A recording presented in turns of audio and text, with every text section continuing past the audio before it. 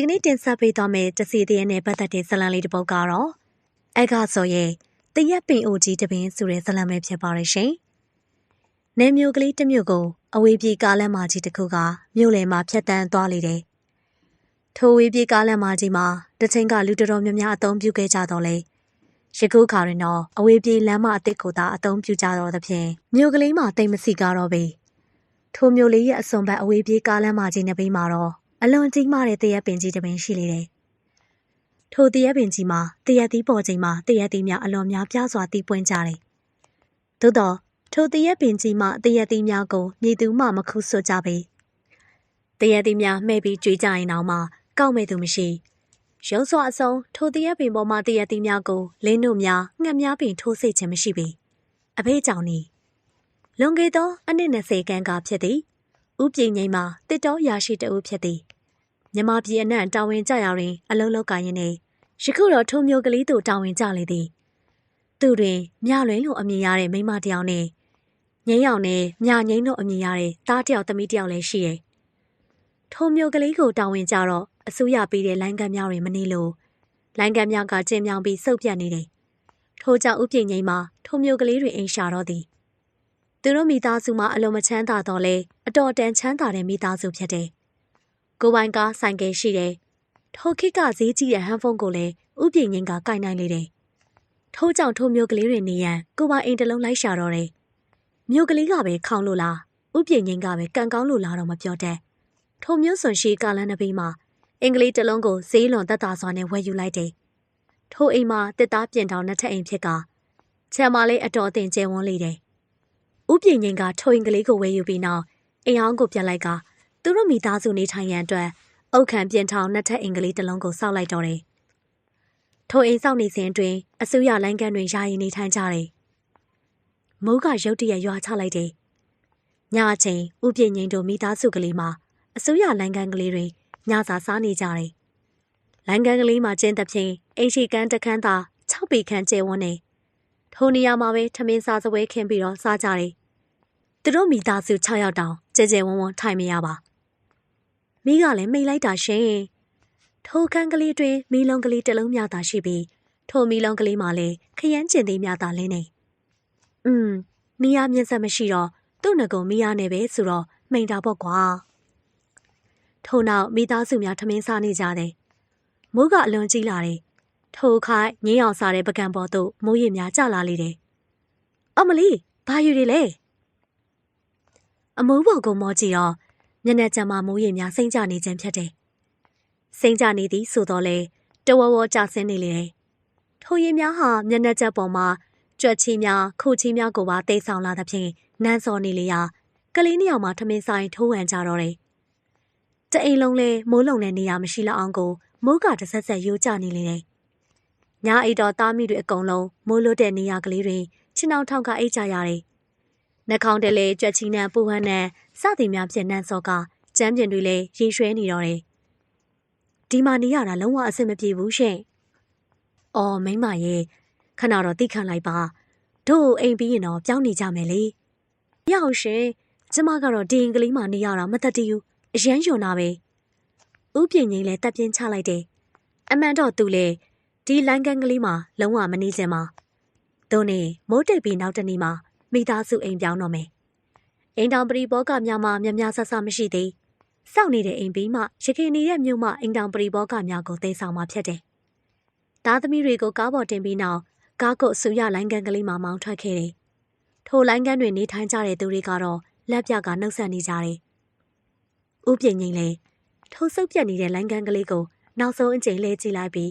စိတ်ထဲကနေနှုတ်ဆက်လိုက်တယ်။ကားကိုမောင်းထွက်လာရာလိုင်းကန်းအဝင်ထွက်လမ်းကလေးမှာစူလာသဖြင့်အပွဲနေနေရာမနေယုံထွက်ခဲ့ရတယ်။အဝေးပြေးကားလမ်းမကြီးကိုကားလေးမောင်းတက်လာတော့ကလေးတွေကပျော်ရွှင်သဖြင့်အော်ကြတယ်။ထို့နောက်သူတို့စောင့်နေတဲ့အင်္ဂလိပ်တို့တိတ်ကြကြမမောင်းလိုက်ရပြီ။အိမ်ရှိတွင်အလွန်ကြီးမားတဲ့တရက်ပင်ကြီးကိုတွေ့လိုက်ရတယ်။ထို့နောက်တဲ့ချောင်းများနဲ့ကာရန်ထားတဲ့ခြံကလေးတွေသို့ကားကိုမောင်းဝင်လိုက်တယ်။အင်ကားဆောက်လက်စားဖြစ်တယ်။အောက်ထပ်ကိုတော့အုတ်တက်ထားပြီးဖြစ်တယ်။အပေါ်တက်ကတော့အမုံမိုးထားပြီးတော့ကျန်းတော်မခင်းရသေးပြီ။ကားကိုအိမ်နဘေးမှာရပ်လိုက်ပြီးကားပေါ်မှာဆင်းလိုက်ကြတယ်။ခြံအမှတ်829။အော် ဆရာတို့ရောက်လာတာလားလက်သမားကောင်းဆောင်ကဥပြင်းငင်းကိုကြိုးဆိုလေတယ်ရောက်လာတာမဟုတ်ဘူးဗျပြောင်းလာကြတာအိမ်မမပြီးသေးတာဆရာရဲ့ဘယ်တော့လောက်ပြီးမလဲဗျထိုးကလက်သမားကောင်းကတစ်ချက်စဉ်းစားနေတယ်အောက်ထက်ကတော့အုတ်တက်ပြီးနေရံတွေချောက်ပြီးပြီအပေါ်တက်ကတော့အမိုးတော်ပြီးပြီလှေကားတက်ပြီးတော့ကြမ်းကင်းနေရံတွေကားလိုက်ရင်ပြီးပါပြီနောက်တစ်ပတ်လောက်ဆိုပြီးမှာပါ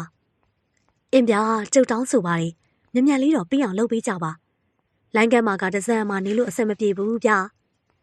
လက်သမားကောင်းကခေါင်းနှိမ့်လိုက်ပြီးတဲ့နောက်သူ့လို့သူပြန်လုံနေတယ်အိမ်အောင်ထက်ကတမန်တလင်းခင်းထားပြီးတက်ဖြတ်စာညှက်စာများဖြင့်ရှုပ်ပွားနေတယ်အိမ်ခန်းနှခမ်းရှိပြီးထိုအခန်းများမှာယခုမှဆောက်လုပ်ပြီးသဖြင့်ဘီလက်မြေစော်တွေနှံ့နေတယ်ကျမ်းမခင်းရသေးသဖြင့်အပေါ်ကဟူလူဟောင်းလောင်ကြီးဖြစ်နေတယ်တကယ်ရွက်များပရင်းပေါင်များမတက်ရသေးပြီတို့ရီလောလောဆယ်ဒီအခန်းထဲမှာပဲစုဝေးကြတာပေါ့ထို့သူပြောရင်အခန်းတစ်ခန်းကိုရှင်းလင်းလိုက်တယ်ထိုအခန်းမှာအိမ်ရှိအေကန်နေရဖြစ်တယ်အိမ်သစ်ဖြစ်သဖြင့်ရှုပ်ပွားနေတော့လေအစိုးရလိုင်းကန်ကလေးထက်များစွာတည့်ရတန်ရှင်းနေသဖြင့်ဒေါမြလင်းလည်းပြောနေလေတယ်တမန်တလင်းပေါ်မှာမအိမ်နိုင်အောင်ဆရာလေးဖြတ်နေအောင်မယ်လက်သမားကောင်းကပြောလိုက်သဖြင့်တစ်သားများအထက်သားများဖြင့်တမန်တလင်းပေါ်မှာလေးလံမခံမြင်းနဲ့စင့်တစ်ခုကိုယာယီရိုက်ပေးလိုက်တယ်ထိုစစ်မှာ6ပေခွဲခန့်ကျဲသဖြင့်မိသားစုတစုတော့ထိုနေရာမှာအိမ်နိုင်ပြီးတယ်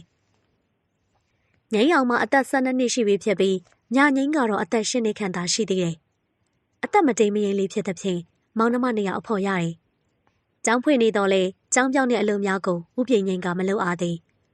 ယခုရုံးသို့ရောက်သည်မှာ3 လရက်သာရှိသေးသဖြင့်အထိုင်မကျသေးရကျောင်းပြောင်းဖို့ကိုမလုပ်အားသေးပေကလေးငယ်တွေကတော့ထိုချန်ကြီးကိုပြောကြတယ်ခြံကမြေသားမြတ်ကကျက်လက်ပြီးခြံတွင်တန်ရှင်းနေတယ်လူမနေဒီမှာကြာပြီဖြစ်တော့လေပေါင်းမြတ်များကိုအိမ်မဆောက်ခင်အလုပ်သမားတွေကရှင်းလင်းထားသဖြင့်တန်ရှင်းနေတယ်အိမ်ကောင်းရင်တွင်မြေကွက်လက်ကြီးဖြစ်ပြီးအိမ်ချင်ရင်းမှလည်းခြံကျဲကြီးဖြစ်ပြီးတဲကလေးတစ်လုံးရှိကထိုတဲကလေးမှလည်းလူနေပုံမရပေငိမ့်မောင်တို့မောင်နှမခြံထဲဆော့ရတာပြင်းလာတော့ခြံရှိကိုထွက်ခဲ့ကြတယ်ခြံရှိ10 ပေခန့်ကွာလမ်းဘေးမှာတရက်ပင်ကြီးတစ်ပင်ရှိနေပြီးနောက်ထိုတရက်ပင်ကြီးနဲ့ကားလမ်းမှာလည်းအတော်ဝေးကွာသဖြင့်ထိုနေရာကလေးဟာမြေပြန့်ပြူးနေလေတယ်ကိုကိုဟိုမှာကြည့်တရက်သီးတွေအများကြီးပဲသူ့ညီမကပြောလိုက်သဖြင့်ငိမ့်မောင်လည်းတရက်ပင်ကိုမော်ကြည့်လိုက်တယ်အပင်ပေါ်မှာတရက်သီးတွေကတွဲလောင်းကျနေပြီးတော့အသီးတွေဝေးနေလေတယ်မိုးကြချိန်ဖြစ်တဲ့တိုင်တရက်သီးအစိမ်းတွေကိုတွေ့ရသေးတယ်တရက်သီးတော်တော်များများကတော့အဝါရောင်တန်းတွေကမှိတ်နေကြပြီကိုကိုတရက်သီးစားချင်နေအိုးအမြင့်ကြီးပဲမမေကိုခုခိုင်းပေါ့တရက်သီးမဲ့တွေကတဝန်းဝန်းနဲ့တရက်သီးကြိုက်တဲ့မြငင်းကလေးကိုဆွဲဆောင်နေတယ်ညငင်းလဲနှက်ခမ်းကိုရှာနဲ့တက်လိုက်ပြီးတရက်ပင်ကိုမောကြည့်နေတယ်ငိမ့်အောင်ကတော့တရက်ပင်အနီးရှိမြက်ပင်တွေကိုလိုက်ပြီးဆွဲနှုံနေတယ်ဟဲဟိုမှာတရက်ပင်ချေမှာမြက်များရှိရာထိုမြက်ဖုတ်တဲ့နေရာတွင်တရက်သီးမဲ့တလုံးကပြုတ်ကျနေလေတယ်ငိမ့်အောင်လဲထိုတရက်သီးကိုပြေးကောက်လိုက်လေတယ်မကောက်နဲ့ပြန်ထားလိုက်ငိမ့်အောင်ပြေးအကောက်ထိုတန်ကိုကြားသဖြင့်လက်တွန်သွားလေတယ်သူလည်းအော်ပြီးဟိုဟိုတီလိုက်ကြည့်လိုက်တယ်တရက်ပင်အနီးမှာသူတို့မောင်နှမ2 ယောက်မှလွဲပြီးနေသူမှမရှိပေထိုအခါငိမ့်အောင်ကနောက်တစ်ခါထပ်ကောက်ရန်လှမ်းလိုက်တယ်မကောက်နဲ့အတန်က6 ကက်ကက်အကွက်ကွဲကြီးဖြစ်နေလေတယ်ငိမ့်အောင်လည်းနောက်တစ်ကြိမ်လှည့်ပတ်ကြည့်မိပြန်တယ်ဘာမှမတွေ့တော့ထိုတရက်သီးကိုအမြန်ပြေးကောက်လိုက်ပြီးသူ့ညီမလေးစီကိုပြေးလာခဲ့တယ်ငိမ့်အောင်ညီမညငင်းကတရက်ပင်အောင်ရှိတဲမြေပြန့်ပြန့်ကလေးပေါ်မှာဒုတ်တချောင်းကလေးနဲ့ပုံများရေးချင်နေတယ်ညီမလေးဒီမှာကြည့်စမ်းဟာတရက်သီးအကြီးကြီးပဲငိမ့်အောင်ကတရက်သီးမဲ့ကြီးကိုညငင်းကိုပေးလိုက်တယ်ညငင်းကတရက်သီးကိုလက်နက်ဖက်နဲ့ယူလိုက်တယ်တရက်သီးကပြောင်ချောပြီးတခြားတရက်သီးများထပ်ပုံမကြီးမားနေတယ်ပင်မဲ့ဖြစ်တဲ့ဖြင့်အနံကလေးအလုံးမွေးနေလေတယ်ထို့စဉ်တရက်ပင်ပေါ်မှာတရက်ရွက်များတရှင်းရှင်းနဲ့လှုပ်ခတ်နေကြတယ်ငိမ့်အောင်လည်းမော့ကြည့်ရန်ပြန်လိုက်တယ်ကလေးတို့ရေသူတို့အမိကထိုသူခေါ်ရင်သူတို့နားသို့ရောက်လာလေတယ်ညငင်းကလေးကအဝမ်းသားအားရနဲ့တရက်သီးကိုမြောက်ပြလိုက်တယ်မမေရေဒီမှာတရက်သီးကြီးအကြီးကြီးပဲအေးပါသမီးရေလာအိမ်ထဲဝင်ခဲ့ထမင်းစားပြီးတော့မမေခွဲကြွေးမယ်ထိုသူပြောလိုက်တဲ့ဖြင့်ငိမ့်အောင်နဲ့ညငင်းတို့2 ယောက်အိမ်ထဲသို့ပြေးဝင်သွားကြလေတယ်ထိုအခါတော်မြလွင်ကဟိုဒီကြည့်လိုက်ပြီးနောက်အမတ်မထင်တရက်ပင်အောင်တဲ့ပြန့်ကလေးပေါ်မှာညငင်းရေးချက်ချတဲ့ပုံလေးကိုကြည့်လိုက်တော့တရက်ပင်အောက်ကနေထွက်သွားကြ အဲ့ဒီလိုမညီမညာရေးသားထားတဲ့လက်ရည်များကိုတွေ့လိုက်ရတယ်။ဒေါ်မြလွင်လည်းမျက်မှောင်ကျုပ်လိုက်ပြီးနောက်ခြံအတွင်းပြန်ဝင်လာခဲ့တယ်။အထေးရှိသူတို့အတွက်ရိုက်ထားတဲ့စင်ကလေးပေါ်မှာထမင်းပကံတွေကိုချထားလိုက်တယ်။ဒီနေ့တော့မြဟိမချက်ပြတ်တော့လို့မနေ့ကကျန်တဲ့ချင်မောင်ကျော်နဲ့ငါ6ကျော်ကလေးနဲ့ပဲစားလိုက်တော့နော်ကိုငိမ့်။အင်းမကွာအဲ့ဒါအရေးမကြီးဘူး။ထမင်းစားပြီးရင်ငါရုံးကိုပြန်သွားအောင်ပါ။အိမ်ပြောင်းမယ်ဆိုပြီးနေ့တစ်ပိုင်းလောက်နားလည်မှုနဲ့ထွက်လာတာ။ဒေါ်မြလွင်ကကောင်းကြီးလိုက်တယ်။ထမင်းစားတော့ဥပြင်းငိမ့်ကကမန်ကရန်စားတော့ပြီးနောက်လက်စိတ်ကအဝေးစားလဲပြီးတော့ထွက်သွားတယ်။ငိမ့်အောင်နဲ့မြငိမ့်တို့ကကလေးပြီးထမင်းစားတာနေသဖြင့်ကြာနေတယ်။မြငိမ့်ကထမင်းသိမ့်မစားပဲ။ဘာလို့လဲသမီးရဲ့ထမင်းစားမကောင်းလား။မြငိမ့်ကကောင်းကြီးလိုက်တယ်။ဟုတ်တယ်မမေသမီးငါ6လဲမကြိုက်ဘူး။ထိုအခါဒေါ်မြလွင်ကစဉ်းစားလိုက်တယ်။အော်ဒါဆိုလေခုနကတရသီးနဲ့စားမလားမမေခွဲပေးမယ်။မြငိမ့်ကပျော်ရွှင်စားနဲ့ကောင်းကြီးလိုက်တယ်။ထိုအခါဒေါ်မြလွင်လည်းအိမ်နောက်ဖေးသို့ထွက်ခဲ့တယ်။ဒေါ်မြလွင်နောက်ဖေးရောက်တော့3ရီအိုကိုလန့်ခတ်လိုက်ရာရေကမရှိတော့ထို့ကြောင့်ရေခန့်ရန်အတွက်ရေပုံးကလေးဆွဲကထွက်လာတော့တယ်။ရေသုံးဖို့အတွက်ခြံထဲမှာရေတွင်တွင်ရှိတယ်။မကြခင်ကမှအိမ်ဆောက်သူများကရေတွင်ကိုဆဲပြီးနောက်အုပ်ပေါင်များကိုပြန်လှုပ်ထားကြကရေတွင်အနီးတမန်တလင်းခင်းထားလေရာရေသုံးရအဆင်ပြေလေတယ်။ဒေါ်မြလွင်ကရေတွင်မှာကျိုးတက်ပြီးချထားတဲ့ကော်ရီပုံးကလေးကိုရေတွင်အတွင်းသို့ပြစ်ချလိုက်တယ်။ရေတွင်ကတိတ်မနှက်ပြီးရေတွင်ရေမျက်နှာပြင်မှာဒေါ်မြလွင်ကသူ့အရေးကိုပြန်မြင်နေရတယ်။ရေပုံးကျသွားသဖြင့်ရေကကရက်ထသွားတယ်။ဒေါ်မြလွင်လည်းရေပုံးကိုကျိုးနဲ့ဆဲတင်နေတယ်။ဒေါ်မြလွင်ရေပုံးကိုဆွဲတင်ရင်ရေမျက်နှာပြင်ကိုအမတ်တမဲကြည့်လိုက်တယ်။ရေမျက်နှာပြင်ကမတည်ငြိမ်သေးလှုပ်ရှားနေတယ်။ထို့စဉ်ရေမျက်နှာပြင်မှာသူ့ရိပ်ပြင်သူ့ဘေးနောက်မှာအရေးတစ်ခုပေါ်နေတယ်။ဒေါ်မြလွင်လည်းအရေးကိုသိချကြည့်လိုက်မိတယ်။ထိုအချိန်မှာစပင်းရှည်ကြီးနဲ့မိမတယောက်ဖြစ်တယ်။အမလေးဒေါ်မြလွင်လည်းလန့်ပြီးရေပုံးကိုလွတ်ချလိုက်မိတယ်။ရေပုံးကရေတွင်အတွင်းသို့ပြန်ကျသွားလေတယ်။ဒေါ်မြလွင်လည်းလန့်သွားပြီးဘေးပတ်ဝန်းကျင်ကိုလှည့်ကြည့်လိုက်မိတယ်။သူမလွဲပြီးဘယ်သူမှမရှိပါ။လက်သမားများမှလည်းသူနဲ့တော်တော်ဝီးတဲ့နေရာမှာအလုံးလုံးနေကြတယ်။ဒေါ်မြလွင်အတော်ထိတ်လန့်သွားတာတော့အမှန်ပဲ။နှလုံးခုန်တွေကညံ့နေသဖြင့်ရင်ဘတ်ကိုလက်နဲ့ဖိထားရတယ်။နောက်တော့ရေတပုံးကိုအမြန်ဆွဲခတ်လိုက်ပြီးအိမ်နောက်ဖေးသို့ပြန်လာခဲ့တယ်။တရက်သီးကိုအေးလူလူဓာပါကလေးဖြင့်ခွာနေလိုက်တယ်။ထိုစဉ်တယောက်ယောက်ကသူ့အားစိုက်ကြည့်နေတယ်လို့ခံစားရတယ်။ဘေးဘီကြည့်တော့လဲမြေသူမှမရှိ။အိမ်ပေါ်တက်တွင်တော့လက်သမားများအလုံးလုံးနေကြလေတယ်။ရော့သမီးလေးတရက်သီးရပြီစား။တရက်သီးများကိုခွဲစိတ်ပြီးပကံလုံးတဲ့တွင်ထည့်လာခဲ့တယ်။တရက်သီးမှာရင်ခွဲတရက်သီးမျိုးဖြစ်ကမဲ့တဲ့အခါမှာမွေးနေတော့တယ်။ညငိမ့်ကတရက်သီးမဲ့နဲ့ထမင်းကိုအားရပါရစားတော့တယ်။သမီးရေကိုကိုနည်းနည်းကျွေးလိုက်အောင်လေ။ထိုအခါညငိမ့်ကငိမ့်အောင်ကိုတရက်သီး3-4စိတ်ခန့်ကျွေးလိုက်တယ်။ညရောက်ပြီးမိကမတွေ့ရသေးသဖြင့်မိမရှိထိုးကြောင်အခန်းထဲမှာဖျောင်းတိုင်ကလေးများထွန်းကနေကြရတယ်။လက်သမားများကတော့ညနေဆောင်ကလေးကပြန်သွားကြတယ်။သူတို့မိသားစုကလေးသာဟာလာဟင်းလေးဖြစ်နေတဲ့အိမ်ထဲမှာနေရတာမို့တမျိုးတော့ကြောက်စရာကောင်းနေတယ်။အခန်းထဲမှာချင်းအောင်ထောင်ထားတော့လေပရင်းပေါများကမတက်ရသေးတာမို့ထုံးမလေးကတဖြူဖြူတိုက်နေရဖျောင်းနိုင်ပြီးမှခဏခဏငိမ့်နေလေတယ်။ဘလို့လဲမြဒီအိမ်မှာနေရတာအဆင်ပြေရဲ့လား။ပြေတာပေါ့ကိုငိမ့်ရဲ့ဟိုလိုင်းကန်ကလေးမှာနေရတာထက်ဆိုင်အများကြီးပိုကောင်းတာပေါ့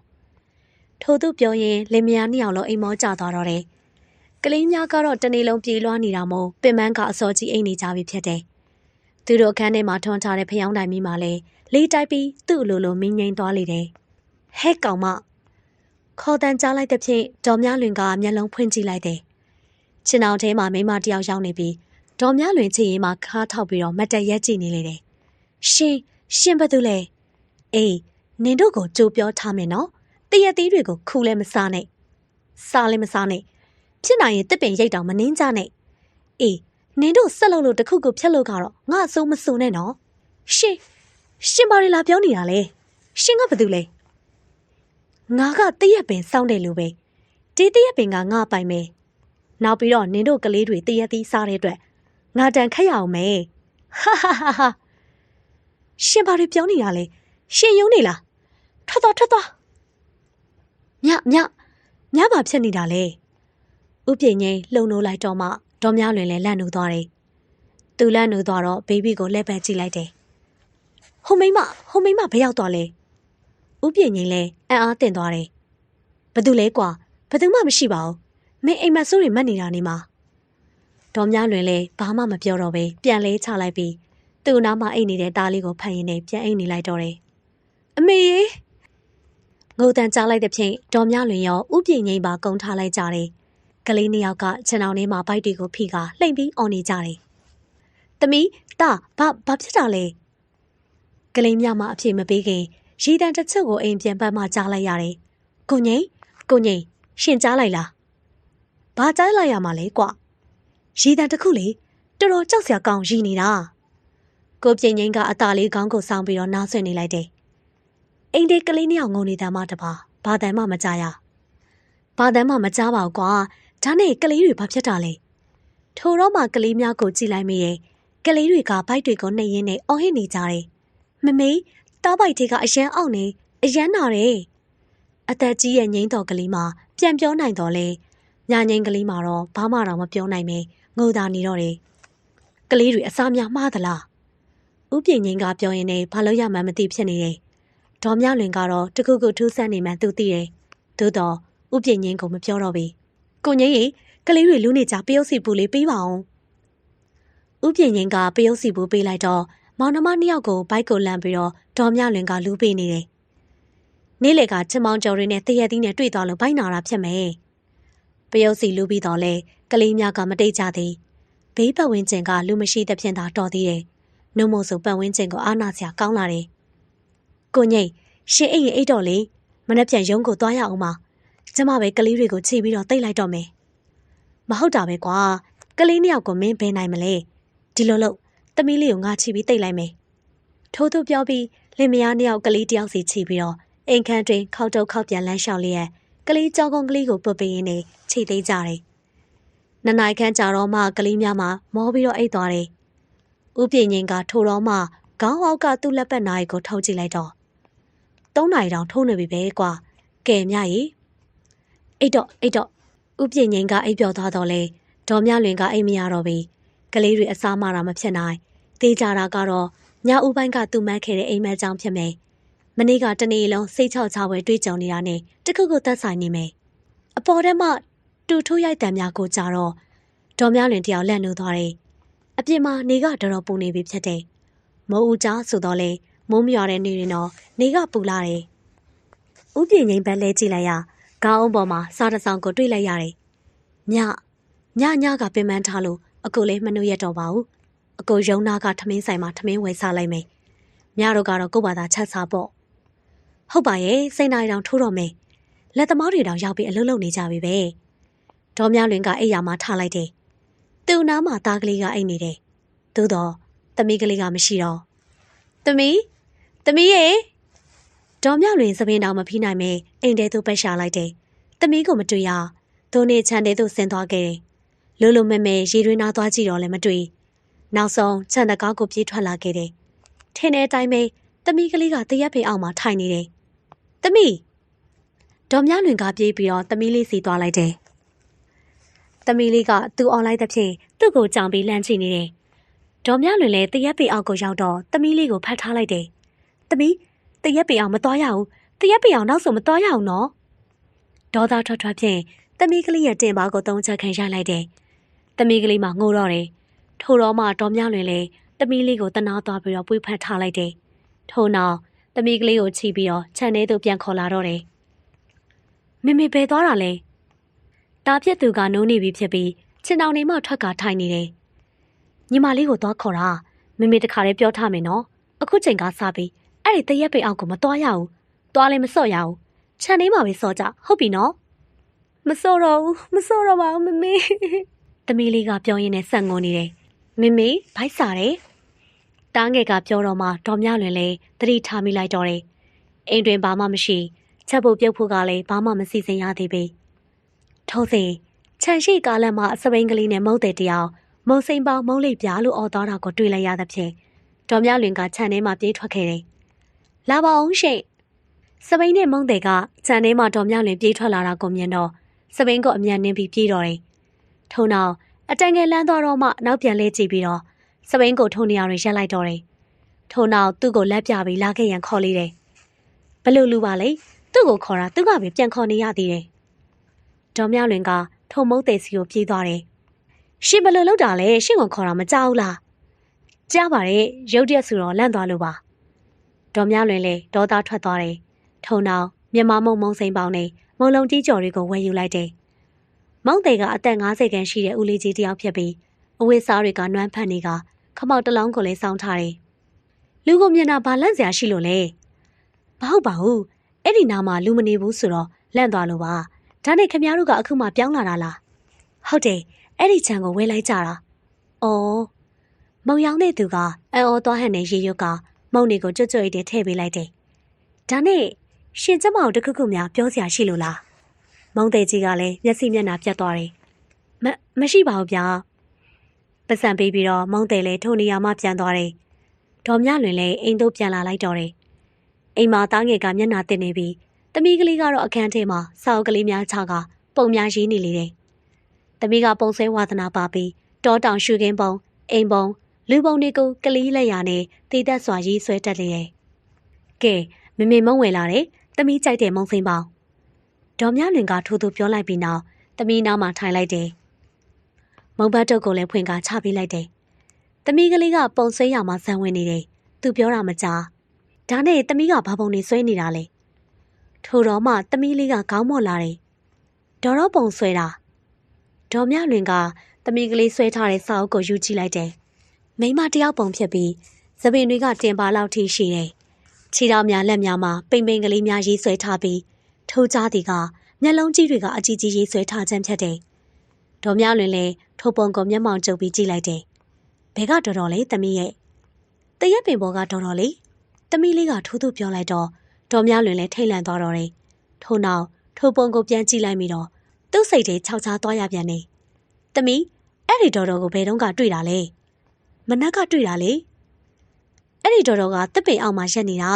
။သမီးလေးလာရောတစ်ပင်ပေါ်ကိုကုတ်တက်သွားတယ်။သမီးမမေခုနကမှားထားတယ်နော်။နောက်ဆိုတရက်ပင်အောက်ကိုမသွားနဲ့တော့။သမီးလေးကကောင်းကြီးလိုက်ပြီးတော့မုံစိန်ပေါင်းတုံးကိုလက်ဖြင့်ကင်ကစားနေတယ်။ဆရာကတော့ခြံရှိမှဝါဝါဖိုင်ဖိုင်နဲ့အမျိုးသမီးတယောက်ကခေါ်နေလေတယ်။ခြံရှိဆိုတော့လေကားလမ်းမပေါ်မှာနေပြီးတော့ခေါ်နေကြဖြတ်တယ်။ဒေါ်မြလွင်ကလည်းအိမ်ထဲမှာပြေးထွက်လိုက်တယ်။ဘသူလဲရှင့်။ဆရာကဟင်းစားပို့ခိုင်းလိုက်လို့ပါ။ဝင်ခဲ့လေ။ထိုအခါထိုမျိုးသမီးကအိမ်ရှိမှတရက်ပင်ကြီးကိုတစ်ချက်ကြည့်နေခြေလမ်းတွေတုံနေတယ်။ဒေါ်မြလွင်လည်းတိလိုက်ပြီးနောက်ခြံထဲမှာပြေးထွက်သွားတယ်။ခြံပြင်ကားလမ်းမအနီးရောက်ထိုမျိုးသမီးကပြုံးပြလေတယ်။နွမ်းလျားတဲ့ခြေတွေကိုဝှစ်ဆင်ထားပြီးမျက်နှာပြင်တစ်ခုလုံးကိုတနက်ခါတွေဖုန်နေအောင်လူထားလေတယ်။ဗဇက်ကလည်းကုန်းတွေစားထားသဖြင့်နီးရဲနေကသွားတွေကလည်းကွန်ကျိုးတွေနဲ့မဲညစ်နေတယ်။ဆရာကတော့ဈေးမသွားပြစ်ဘူးဆိုတာသိတာနဲ့ကျမကိုဈေးဖို့ပေးပြီးတော့ဈေးသွားခိုင်းလို့ကျမလည်းဘာဝယ်ရမလဲမသိတာနဲ့စက်သား9လောက်ပဲဝယ်လာခဲ့တော့တယ်။ဒါနဲ့ရှင်ကဘာလို့လဲ။ကျမနာမည်ကလုံးတင်မှာရုံးကရုံးဆောင်ကြီးရဲ့မိန်းမပါ။အိမ်ထဲဝင်မအောင်လား။ထိုမျိုးသမီးကစပိန်ကိုပြန်လဲလိုက်ပြီးနောက်ခေါင်းခါလိုက်တယ်။နောက်မှပဲဝင်တော့မယ်။သွားလိုက်အောင်မယ်ဆရာကတော့။ထို့သို့ပြောပြီးနောက်စပိန်နင်းကပြန်ထွက်သွားတော့တယ်။ဒေါ်မြလွင်လည်းသူပေးခဲ့တဲ့စက်သားတုပ်ငါးတုပ်နဲ့ဟင်းသီးဟင်းရွက်အချို့ကိုပိုက်လျက်ပြန်လာခဲ့တယ်။တစ်တိုသစ္စာများအိမ်အောင်ကိုဖြတ်ထားတဲ့တစ်များကိုထင်းအပြက်အသုံးပြုပြီးတော့ချလိုက်ရ။ထမျိုးတိုးနဲ့စက်သားဟင်းငါးကြော်တို့မှခဏလေးနဲ့ကျက်သွားလေတယ်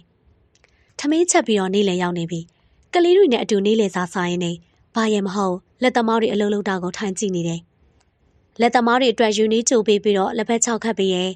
မကြခင်လက်သမားတွေထမင်းစားနားကြတယ်။ပဲချမ်းကြော်တုပ်တစ်ခွက်ကိုတုပ်ပေးပြတယ်။သူချက်ထားသည့်ဟင်းများကိုချကျွေးတော်လဲလက်သမားများကမစားကြပဲသူတို့တေလာတဲ့ထမင်းဆိုင်မျိုးကိုသာဖွင့်စားနေကြတယ်။ထမင်းစားပြီးလက်သမားတွေခဏနားနေကြတယ်။လက်သမားများကသူတို့နဲ့ဝေးရတွင်သာနေတယ်။အားနာသောကြောင့်ဖြစ်မိထင်တယ်။လက်သမားကောင်းအဖိုးကြီးသာသူတို့အနီးမှာရင်နှွေးတောက်နေတယ်။အဖဒါနဲ့ဒီချမ်းမှာတခုခုထူးဆန်းတာဖြစ်ဘူးလား။ထို့တော့မေးလိုက်သဖြင့်အဖိုးကြီးလည်းခဏရက်တန့်သွားတယ်။ထို့နောက်ရင်နှွေးပြန်တောက်နေပြန်တယ်။ဘာထူးထူးခြားခြားလဲ။ဟိုဟာလီတရဲတွေဘာတွေခြောက်ခံရတာတို့ပေါ့။ဘာမှမရှိပါဘူးအေးစိတ်ပါပဲ။သို့တော့ဒေါ်မြလွင်ကမကြိမ်နဲ့သေးအဖိုးကြီးကတခုခုတော့တီးထားပုံရတယ်။အဖရဲ့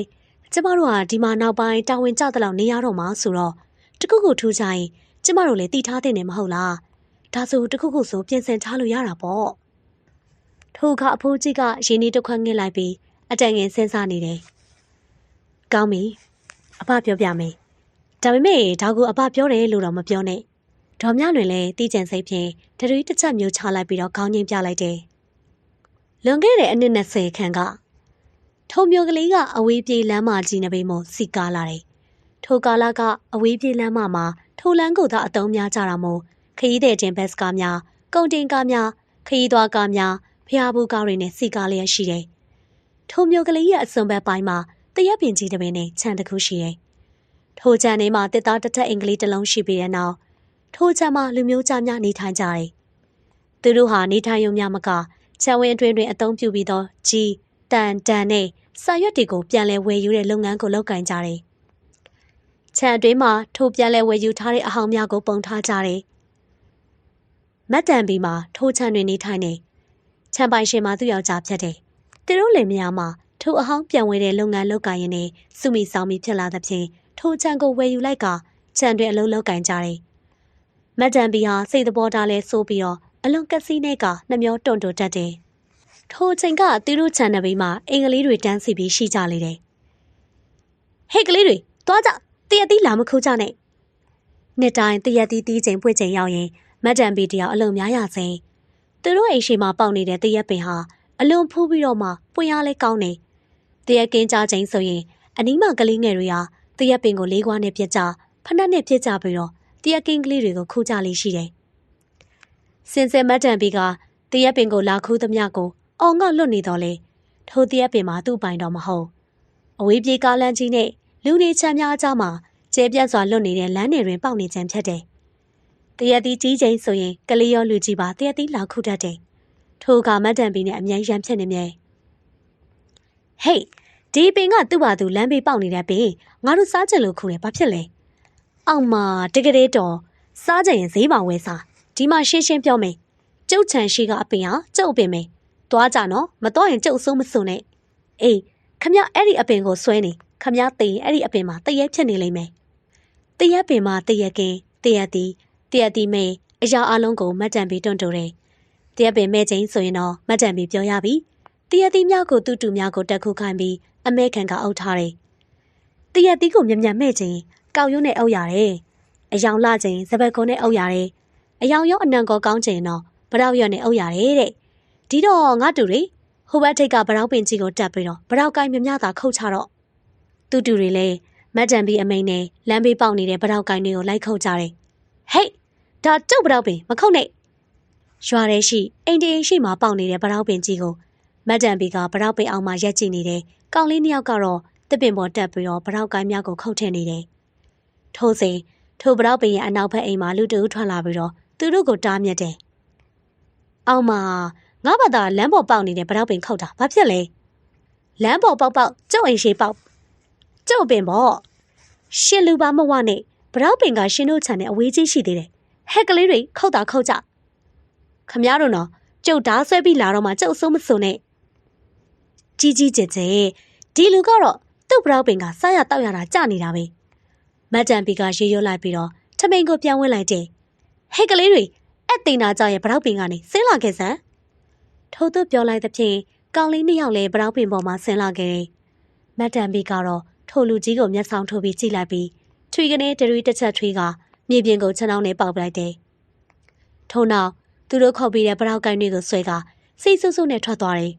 ထိုအခါခြံရှိမှရက်နေတဲ့သူကမတ်တန်ဘီတို့ကိုကြည့်ပြီးတော့ပြုံးရင်ရီရွတ်လိုက်တယ်အော်လူတွေသူဟာသူကားလမ်းဘေးပေါက်နေတဲ့အပင်ကိုတော့သူ့အပင်ဆိုပြီးတွန့်နေလိုက်တာသူများအိမ်ရှိပေါက်နေတဲ့ဗရောက်ပင်ကြတော့ပိုင်စိုးပိုင်နေနဲ့တက်ခုတ်ချင်တပါအဲ့ရော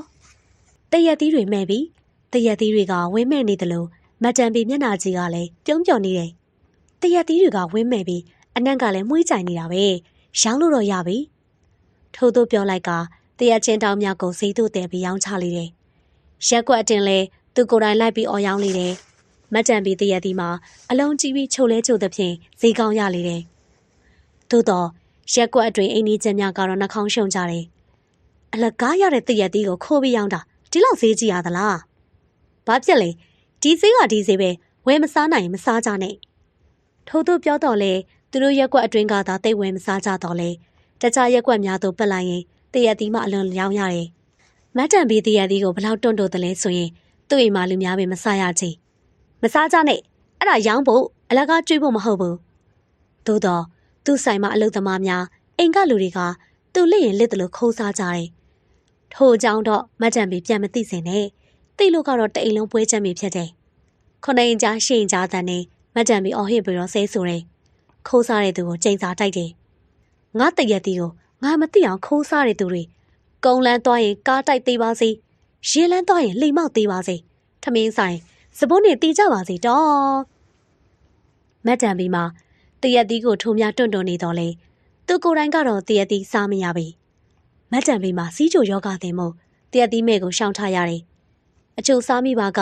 စီးချိုများစောင့်တက်လာပြီးတော့ခေါင်းမှုကမတ်တန်ပြီးမထနိုင်တော့ဒါတောင်တစ်ခါတည်းရဂျယ်လီဘီများအချို့မုံများကိုခိုးစားတတ်သေးတယ်။ဒီနေ့မတ်တန်ဘီရဲ့ညီမဝမ်းခွဲတယောက်အိမ်တို့ရောက်လာလေတယ်။သူ့လက်ထဲတွင်လည်းဘူးလေးတစ်ခုကင်လာတယ်။ဟေးကြားသားမှုကျူဘာလာလောက်တာလဲ။ကျမသား10တန်းအောင်တာဂုံတူ3ခုပါတယ်လေ။ဒါကြောင့်အကုတ်ဖို့မလိုက်နဲ့မုံချိုတွေလာပေးတာအကူရောရှိလား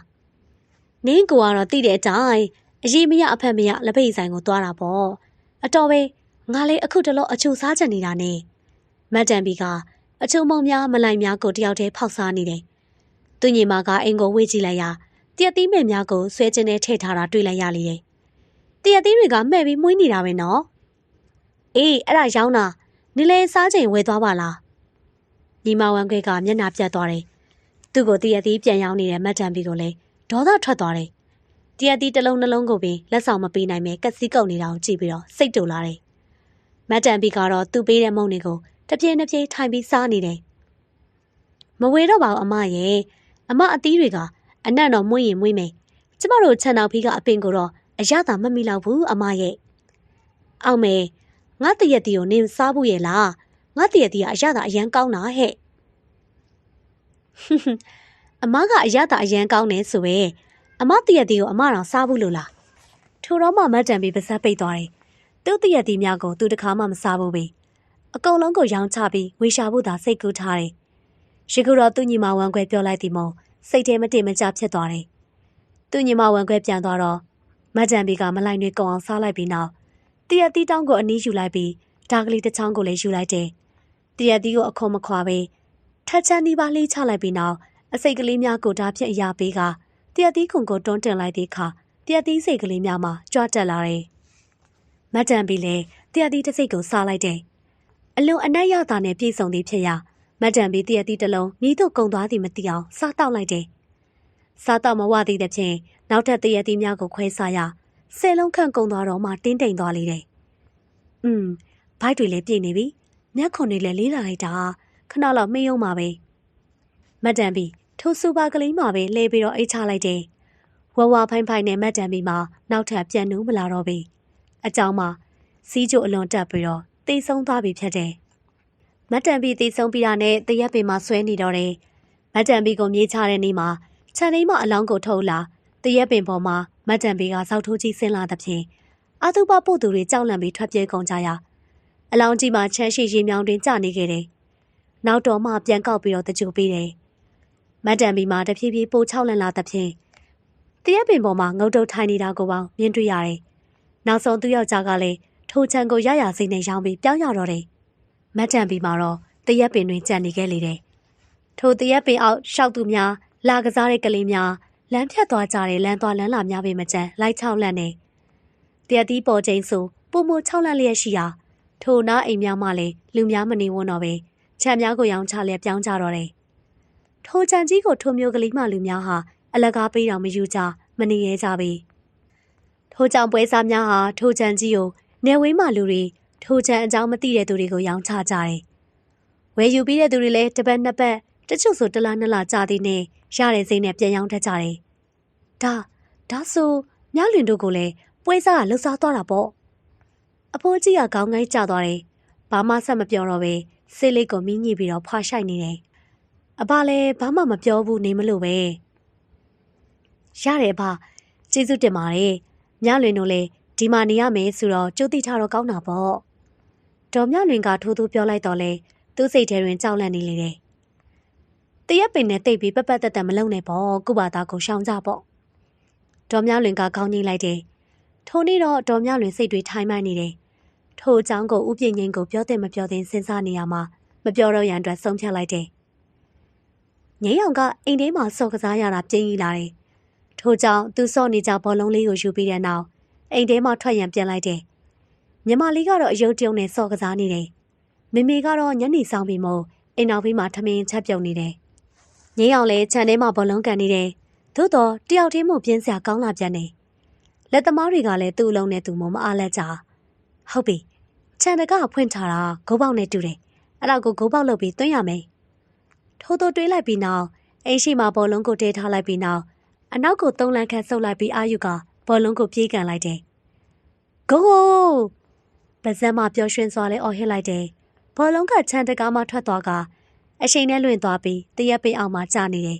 ။ငဲအောင်လဲဘောလုံးကောက်ရန်ပြေးထွက်လာခဲ့တယ်။တရက်ပင်အောင်မှဘောလုံးကိုကုန်းကောက်လိုက်တယ်။ထို့စဉ်တရက်ပင်ပေါ်မှာတရက်ရွက်တချို့ကသူ့နားကိုဝေးပြန်ပြီးကျလာတယ်။တရက်ပင်ပေါ်မှာတချွတ်ချွတ်ပြင်းအတန်ကျလိုက်တဲ့ဖြင့်တရက်ပင်ပေါ်မော့ကြည့်လိုက်တယ်။အမေရေတရက်ပင်ပင်စီမနေပြီးပင်ကိုကြီးတကောင်လိုဇောက်ထိုးကြီးတွဲကပ်ဆင်းလာတဲ့တရဲမကြီးကိုမြင်လိုက်ရတယ်။ငင်းရောင်မှာကြောက်တူးတွေတုံပြီးအတန်မလေးကတုံကရင်ဖြစ်သွားတယ်။ဗဆမ်းမအော်လိုက်တော့လေအတန်ကမထွက်တော့တရဲမကြီးမှာသူနဲ့အနုံနီးကပ်လာလေတယ်။မျက်လုံးပြူပြူနဲ့စပင်တွေကလည်းအရှိကြီးဖြစ်တယ်။ကောင်လေးဟာဟာဟာဟာထိုးသူရီလိုက်တဲ့အခါဗဆက်ကြီးပွင့်သွားပြီးအတွင်းမှာအဆစ်ကြီးတွေကိုမြင်ရတယ်။ငင်းရောင်လဲကြောက်သေးတွေထွက်ကြကဘောင်းမီတွေဆူရွှဲကုန်တော့တယ်။တရဲမကြီးကအယိုးပြိုင်ပြိုင်ကျနေတဲ့လက်ကြီးနဲ့သူ့ကိုလာဆွဲဖို့နီးကပ်လာတယ်။ထို့စဉ်ကောင်းဟွန်တီးတန်ကြားလိုက်ရတယ်။ငင်းရောင်လည်းအလံတကြားကားကိုလဲကြည့်မိလိုက်တယ်။ဥပြင်းငယ်အလုံးမှာပြန်လာခြင်းဖြစ်ပြီးခြံရှိမှသူ့သားကိုတွေးလိုက်တဲ့ဖြင့်ခြံထဲသို့မောင်းမဝင်သေးပဲကောင်းဟွန်တီးပြီးခေါ်လိုက်ခြင်းဖြစ်တယ်။တားပါလုံနေရလဲ။ငင်းရောင်လည်းထိုတော့မှတရိယာကတရဲမကြီးကိုပြန်ကြည့်လိုက်တယ်။ဘာမှမရှိတော့သူနဲ့တရက်ပင်ကြီးပေါ်သို့မရဲတရက်နဲ့မော့ကြည့်လိုက်တယ်။တရက်ပင်ကြီးတွင်ထူးဆန်းတာဘာမှမတွေ့တော့ငင်းရောင်လည်းအလံတကြားနဲ့ခြံထဲသို့ပြေးဝင်လေတယ်။ငင်းရောင်လည်းထိုးမဆပြီးတော့စကားလည်းသိမ့်မပြောတော့တမျိုးထူးဆန်းနေကြောင်းဒေါ်မြလွင်ကရိပ်မိတယ်။နောက်နေ့ရောက်တဲ့အခါမှလည်းတမိုင်မိုင်နဲ့ဖြစ်နေတယ်။ပိုထူးဆန်းတာကအိမ်ရှိသူပင်မထွက်ရဲအောင်ကိုဖြစ်နေတယ်။ဒေါ်မြလွင်လည်းမနှက်စာစားပြီးတာနဲ့တားငယ်ကိုကတ်မေးရတော့တယ်။တာတရဲမကြီးနဲ့တွေ့ရမေမေဒေါ်မြလွင်လည်းထိတ်လန့်သွားပြီးနောက်တားငယ်ကိုဖတ်ထားလိုက်တယ်။ကျမတော့ဘယ်လိုလုပ်ရမလဲမသိတော့ပါဘူးအဘရဲ့။လက်သမားကောင်အဘကြီးကိုတိုင်မြင်ရတယ်။ကလေးတွေနဲ့ဆိုတော့အဲ့ဒီတရက်ပင်ကိုခြံစီကိုခတ်ထားလိုက်ပါလား။အရင်အိမ်ဟောင်းကိုဖြတ်တုံးကတစ်တို့တစ်စာတွေရှိသေးတယ်လေ။ကျေးဇူးတင်ပါတယ်အဘရဲ့။ဒါဆိုအဘတို့ရဲ့လုပ်ပေးနော်။တစ်တို့တစ်စာများကိုဖြတ်တောက်ပြီးနောက်ခြံတကားအထွက်မှဘဲဘဲခြံတရက်ပင်ရှိတဲ့ဘက်ကိုခြံစီယိုကလေးတစ်ခုလောက်ပြီးတော့နေတွင်ချင်းကာရန်လိုက်တယ်။ကလေးများရုတ်တရက်တစ်ပင်အောက်သို့မသွားနိုင်တော့ဘူး။ထုံနောက်ပိုင်းတော့ထူးထူးထွေထွေသိမ့်မဖြစ်တော့တခါတရံတော်မြလွင်အမတ်တမဲနဲ့တရက်ပင်ကိုလှမ်းကြည့်တဲ့အခါ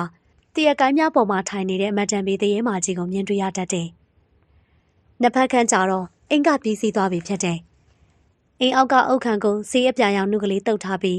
းအပေါ်တက်ကတော့ပြန်ထောင်သွုံမုံဖြစ်တယ်။အိမ်အပေါ်တက်ရှိမှဝရန်တာမတက်ပဲတရုတ်ကမတ်များကိုသာတက်ဆင်ထားတယ်။အိမ်ပြီးစီတော့ထုံးစံတိုင်းအိမ်တက်ဆွန်ကျွရန်စီစဉ်ရတော့တယ်။ဥပြင်းငင်ကအလုံးမအားသဖြင့်ဒေါ်မြလွင်တယောက်သားအကုန်လုံးကိုစီစဉ်ရတယ်။အလူမကျွေးရန်အတွက်ထမင်းနဲ့ဟင်းကိုအော်ဒါမှာလိုက်ရတယ်။အချို့ပွဲအတွက်ရေခဲမုံကိတ်မုံများလည်းမှားထားရတယ်။နောက်ဆုံးတော့ဖုန်ကြီးပင်မှုအတွက်စီစဉ်ရတယ်။ကလေးနှစ်ဦးမှာကြောင်ပြောင်ပြီးကြောင်းတက်နေတဲ့အတွက်ဒေါ်မြလွင်တယောက်နေလယ်ပိုင်းမှာဖုန်ကြီးကျောင်းဘက်ကိုထွက်ခဲ့တယ်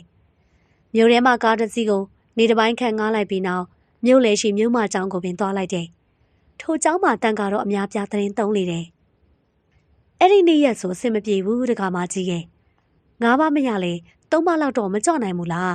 ။ကျောင်းတိုင်ဖုန်ကြီးကခေါင်းခါလိုက်တဲ့ဖြင့်ဒေါ်မြလွင်မြို့မကျောင်းမှာထွက်ခဲ့ရပြန်တယ်။မြို့ရင်းဖုန်ကြီးကျောင်း၃ကျောင်းရှိရာဖုန်ကြီးပင်မရတဲ့ဖြင့်စိတ်ပြတ်သွားတယ်။သို့တော့မြို့ခံများကမြို့ပြင်မှာတောတိုက်ကျောင်းကလေးကိုလမ်းညွှန်လိုက်တဲ့ဖြင့်ရလိုရညာလာခဲ့တယ်။တောတိုက်ကျောင်းကလေးကမြို့နဲ့အတော်ကွာဝေးတယ်။စိုက်ခင်းတွေတစ်တော်ကြီးတွေကိုဖျက်ကျော်ပြီးတဲ့နောက်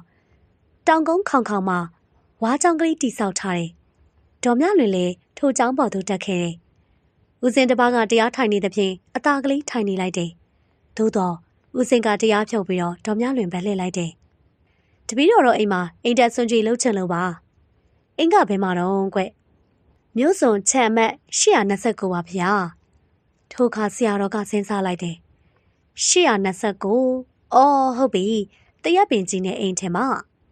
ဒေါ်မြလွင်လည်းအံ့ဩမိတယ်။ထိုအိမ်ကြီးကိုဆရာတော်ဘုရားကမှတ်မိနေတယ်။ဆရာတော်ကအဲ့ဒီအိမ်ကြီးကိုသိတယ်ဟုတ်လား။ဟုတ်တာပေါ့။ဒီကတစ်မျိုးလုံးကအဲ့ဒီအိမ်ကိုရောတရေ6တဲ့အပင်ကြီးကိုရောသိကြတာပဲ။ဓာတ်နဲ့တကားမကြီးတခြားကြောင်းတိုက်ကဆရာတော်တွေပြင့်မရဘူးမဟုတ်လား။ဒေါ်မြလွင်လည်းခေါင်းကြီးလိုက်တယ်။ဘယ်ရမလဲတကားကြီးရဲ့အဲ့ဒီအိမ်ကဖုန်းကြီးတွေတောင်ကြောက်တယ်အိမ်ရှင်တွေလည်းမမြဲဘူး။တရားပြီးတရားအိမ်တက်လို့ပြည့်ရွတ်ကမဝါစာဖတ်ရင်ရွတ်လို့တော့မဆုံးသေးဘူး။အဲ့ဒီခြံရှိကတရက်ပင်ကြီးဘောကတရေမကြီးက6လွတ်လို့တော်ရုံဆိုအဲ့ဒီအိမ်ကိုမကြွတော့တာပဲ။ဒေါ်မြလွင်လည်းစိုးထိတ်သွားတယ်။အရှင်ဖျားရောတပီးတော်တို့အိမ်ကိုမကြွနိုင်ဘူးလား။ဆရာတော်ကခေါင်းခါလိုက်တယ်။ကြွမယ်။ဦးစင်းလေးအဲ့ဒီတရက်ပင်ကိုဖြည့်ရှင်းပေးဖို့အတွက်အဖြေတော့တွေ့ထားတယ်။ဒါပေမဲ့ဦးစင်းတို့ကိုပင့်နေသူမရှိလို့ဦးစင်းလည်းမလုပ်ဖြစ်သေးတာ။ဒေါ်မြလွင်မျက်လုံးများအယောင်တောက်သွားလိမ့်တယ်။ဒါဆိုအရှင်ဖျားဘလို့ဖြည့်ရှင်းပေးမလဲဆိုတာသိကြပါလေ။ဒီလိုတကားမကြီးရဲ့တခြားကိုတော်ဒီကိုတော့အပြစ်ဆိုတာမဟုတ်ပေမဲ့တော်တော်များများကအိမ်ရှင်နေလိုချင်တဲ့အတိုင်းပရိတရားရွတ်တယ်ကမဝါစာဖတ်တယ်ပေါ့ဒါပေမဲ့အမြဲတမ်းတော့အဆင်မပြေနိုင်ဘူးဘာလို့လဲဆိုတော့ပရိတရားတော်တွေကမဝါတွေဆိုတာကနာနာဘာဝတွေမပြောနဲ့တကူသိတဲ့နတ်တွေတော့မခံစားနိုင်လို့အဆူရှိတော့ပုံမှန်အိမ်ဆိုဘာမှမဖြစ်ပေမဲ့တကားမကြီးတို့လိုအိမ်မှာမမြင်ရတဲ့ပုံကိုယ်တွေရှိတဲ့အိမ်ဆိုတော့သူတို့ကဒေါသထွက်တော်တာပေါ့ဒါဆိုဒါကြောင့်သူတို့ကနှောက်ယှက်နေတာပေါ့ဗျာအမှန်ပဲပေါ့တကားမကြီးရဲ့နောက်ပြီးတကားမကြီးကိုမေးရအောင်မေးဖျားဟောထားတဲ့အစွမ်းထက်ဆုံးလက်နန်းဆိုတာဘာလဲသိလားဒေါ်မြလွင်လဲခေါင်းကုပ်နေလိုက်တယ်မေတ္တာတရားပဲတကားမကြီးရဲ့မှန်လားပါဒီတော့ဆရာတော်ပြောတဲ့အတိုင်းလုပ်ကြည့်မလားပရိတ်တွေအစုံမရွတ်ပဲမေတ္တာသုံးလောက်ရွတ်မေးပြီးရင်သူ့ကိုမေတ္တာပို့ကြည့်မယ်တယောက်နဲ့တယောက်ညှိညှိနိုင်နိုင်နေကြဖို့ဦးစိန်မေတ္တာရက်ခံပေးမယ်ရပါမလားရှင်ဖျားရဲ့အဲ့ဒီတရေကဘာသာကြားဆိုလားပဲနှင်းလို့မှစိတ်အေးရမယ်ထင်တယ်ဦးစင်ကခေါင်းခါလိုက်တယ်စဉ်းစားကြည့်တကားမကြီးတို့အရင်ကနေလာခဲ့တာနှစ်တွေကြာနေပြီကိုနောက်မှအသက်ရောက်လာတဲ့တပတ်နှစ်ပတ်လောက်ပဲနေရသေးတဲ့သူတွေကနှင်းချတယ်ဆိုတကားမကြီးရောကြိုက်ပါမလားဒေါ်မြလွင်ခေါင်းခါလိုက်တယ်ဒါဆိုလဲအရှင်ဖျားပြောသလိုပဲလုပ်ကြည့်ကြတာပေါ့ကောင်းပါပြီဒါဆိုဦးစင်တို့သုံးပါကြွခဲ့မယ်ဒေါ်မြလွင်လည်းကောင်းငင်းကပြန်လာခဲ့တယ်အိမ်တက်လို့တော့အင်ကိုပဲဧည့်သည်မှမလာပြီဥပြင်းငိမ့်တို့အလောင်းမှအရာရှိများပြီအကြောင်းမျိုးမျိုးပြကမလာကြဥပြင်းငိမ့်ကအကြောင်းမသိတော့မျက်နှာမကောင်းပြီဆရာတော်များကတော့ဒေါ်မြလွင်နဲ့ကြိုတင်တိုင်ပင်ထားသည့်တိုင်မေတ္တာတော်ရုပ်ဖတ်ပြီးတော့မေတ္တာပို့ပေးကြတယ်ထို့နောက်ကျောင်းထိုင်ဆရာတော်ကတရက်ပင်အောင်သွားလိုက်တယ်ကဲတရက်ပင်ပေါ်မှာနေတဲ့တကားမကြီးခမညာနားလေလဲမလဲလဲကျုပ်ဆိုတာကိုလိုက်နားထောင်ပါထို့သူပြောရင်မေတ္တာဘာဝနာစီပြန်ပေးလေတယ်ကဲဒီကနေ့ကစပြီးဒီကအိမ်ရှင်တကားမကြီးတွေလည်းတရက်ပင်ကိုသွားမနှောက်ယှက်ပါနဲ့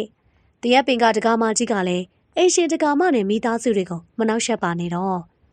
ထို့နောက်ဦးစင်းတွေပြန်ကျသွားလေတယ်တရက်ပင်ကြီးကတော့ဘာမှမထူးကြဒေါ်မြလွင်ကခြံခဲ့ထားတဲ့တရက်ပင်ကြီးကိုကြည့်ရင်အမတန်ပြီးရင်ကျမတို့မိသားစုလည်းဒီတရက်ပင်ကြီးကိုလည်းဖြက်လို့ဖြက်စီမလုပ်ပါဘူးအမကိုလည်းနေမထုတ်ပါဘူးဒါကြောင့်ကျမတို့မိသားစုတွေကိုလည်းအမမနှောက်ယှက်ပါနဲ့ကလေးလေးတွေကိုတီးကံခွင့်လုပ်ပေးပါထိုနေ့ညတကောင်ရန်ချင်းဒေါ်မြလွင်ကနှိမ့်ချိုက်စွာအိမ်မောကြနေတယ်ညီမခေါ်တန်းကြလိုက်တဲ့ဖြင့်ဒေါ်မြလွင်လည်းမျက်လုံးဖွင့်ကြည့်လိုက်တယ်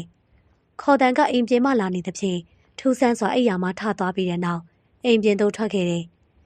ခြံရှိတရက်ပင်အောင်မှာဝဝဖိုင်ဖိုင်နဲ့စာရီတထေကိုဝစ်ဆင်ထားတဲ့အမျိုးသမီးကိုတွေ့လိုက်တယ်ဒေါ်မြလွင်ကမတ်တန်ပြီးမှရှိမိလိုက်တယ်ထို့နောက်သူ့စိတ်သို့ရှောက်သွားလိုက်တယ်ညီမလေးရေဟုတ်ဖုံးကြီးကဘာတွေပြောလဲတော့အမမသိဘူးသူ့တန်ကိုနားထောင်တဲ့အခါမှာအရန်အေးချမ်းပြီးတော့နေရထိုင်ရတာအရန်ကောင်းသွားတယ်အရင်ကအမြဲတမ်းစာလောင်ပြီးပိန်လီနေခဲ့တာလေအခုတော့အဲ့ဒီလိုခံစားရတာတွေပျောက်သွားခဲ့တယ်ထို့သူပြောပြီးနောက်တရက်ပင်ပေါ်သူပြန်တက်သွားတယ်ဒေါ်မြလွင်လည်းအိယာမှာလန့်နိုးသွားတယ်အချိန်ကမိုးပင်လင်းတော့မယ်ထုံနောက်ပိုင်းမှစပြီးတရက်ပင်ကြီးကိုတီးတီးချာချာခြံစည်းရိုး၄ဘက်၄တန်ခတ်လိုက်တယ်ခြံစည်းရိုးကိုတစ်သားချောင်းကလေးများဖြင့် ငါးပေခန့်စိတ်နေအောင်ကာယံပြီးတော့ဆေးတုပ်ထားလိုက်တယ်။ဦးပြင်းငိမ့်လဲထိုးချောင်းတိသွားတော့မယုံကြည်နိုင်အောင်ဖြစ်ရတယ်။သို့တော့နောက်ပိုင်းမှာထိုတရက်ပင်ကြီးမှာတရေကြီးကိုမြင်ရဖို့နေနေတတ်အရေးရောင်ပင်မတွေ့ရတော့ထိုဘေးနာခြံကွက်လက်ကြီးတွေကိုလည်းဈေးပေါနဲ့ဝယ်ယူလိုက်တော့တယ်။နောက်ပိုင်းတော့ထိုမြေကွက်လက်ကြီးမှာစားတောက်ဆိုင်ကြီးတစ်ခုတီးလိုက်တယ်။ထိုစားတောက်ဆိုင်မှာမြမိသားစုစားတောက်ဆိုင်လို့အမည်တက်ပြီးထိုစင်ကအလွန်လူကြလေတယ်။နောက်ပိုင်းအဝေးပြေးကားများလည်းလာရောက်ရပ်တန့်သဖြင့်ဒေါ်မြလွင်နဲ့ဦးပြင်းငိမ့်တို့မှာစီးပွားရေးအဆင်ပြေလာပြီးတော့မြို့ရင်းမှာမြမိသားစုစတိုးနဲ့ကုံစုံဆိုင်မှာဖွင့်နိုင်ခဲ့တယ်။ဦးပြင်းငိမ့်တို့မှာလည်းအငိမ့်စားယူပြီးတဲ့တိုင်အောင်ထိုမြို့ကလေးမှာပဲအသက်ထက်ဆုံးနေထိုင်သွားကြလေတယ်။အခုတော့မြို့ကလေးလည်းစီကားမှုကင်းမဲ့ခဲ့ပြီ။အဝေးပြေးကားလမ်းများမှာလမ်းတင်မှာသွားကြသဖြင့်လမ်းအောင်ကိုအသုံးမပြုကြတော့တဲ့အတွက်မြို့ကလေးမှာမစီကားတော့ချီ။သို့တော့မြို့လယ်တွင်မြမိသားစုကုန်တိုက်ကတော့ခန့်ခန့်ညာညာရှိနေသေးတယ်။မြမိသားစုစတိုးမှလည်းဝင်ကြွားစွာတည်ရှိနေတယ်။မြို့စုံမှာမြမိသားစုစားတောက်ဆိုင်ဆိုတဲ့ဆိုင်ကြီးတစ်ဆိုင်ရှိတယ်။ဆိုင်ကလူသိမ်းမကြတော့တော့လေဘီယာဆိုင်ဖြစ်ပြောင်းလဲဖွင့်လှစ်တာသဖြင့်အရှုံးတော့မပေါ်သေးပေ။ထိုဆိုင်ကြီးရဲ့ဘေးနားမှာလည်းသုံးထပ်တအိမ်တအိမ်ရှိပြီးထိုအိမ်ကြီးရှိတွင်လည်းတရက်ပင်အိုကြီးတစ်ပင်ရှိနေသေးတယ်။တရက်သီးရာသီးရောက်တိုင်းထိုတရက်ပင်အိုကြီးဟာပင်ပြိုများကဲ့သို့ပင်အပွင့်အသီးအကဲများနဲ့ဝေပြားစိမ့်လန့်၍နေတော့တယ်။ပရိသတ်များရှင်ဒီကနေ့တင်ဆက်ပေးခဲ့တဲ့ဇာတ်လမ်းလေးကတော့စာရေးဆရာအက်ကစော်ရေးသားထားတဲ့တရက်ပင်အိုကြီးတစ်ပင်ဆိုတဲ့ဖြစ်ရမှန်ဇာတ်လမ်းလေးပဲဖြစ်ပါရရှင်။နားဆင်အားပေးခဲ့ကြတဲ့အတွက်လည်းကျေးဇူးများကြီးတင်ပါတယ်။အခုလိုမျိုးဇာတ်လမ်းကောင်းတွေနားဆင်ကြနေဆိုရင်ကျမတို့ရဲ့ channel လေးကို subscribe လုပ်ထားပေးပါရှင်။ပရိသတ်များအားလုံးပဲ